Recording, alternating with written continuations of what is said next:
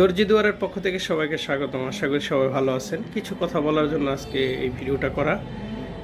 আপনি বর্তমান বাজারের প্রেক্ষাপটে যা শুরু হয়েছে তাতে করে আপনি টেকনিক্যাল কাজ জানা না থাকলে আপনার কোনো মূল্যায়ন নেই। আপনি ভালো শিক্ষিত হলে জব আছে, কিন্তু নর্মাল শিক্ষিত হলে আপনার অনেক টাকা লাগবে একটা জব করার জন্য, আর আপনি অত টাকা দেওয়ার মতো ক্ষমতা অনেক সময় থাকে না। যার জন্য হাতের কাজ শিখুন। হাতের কাজ শিখলে কখনো ফেলানো যায় না। দর্জি কাজও একটা ভালো কাজ। ইচ্ছে করলেই আপনারা দর্জি কাজটা শিখেও কাজ করে খেতে পারেন। তো এর জন্য আপনি লেখাপড়ার পাশাপাশি দর্জি কাজটা শিখতে পারেন এবং খুব সুন্দর একটা কাজ।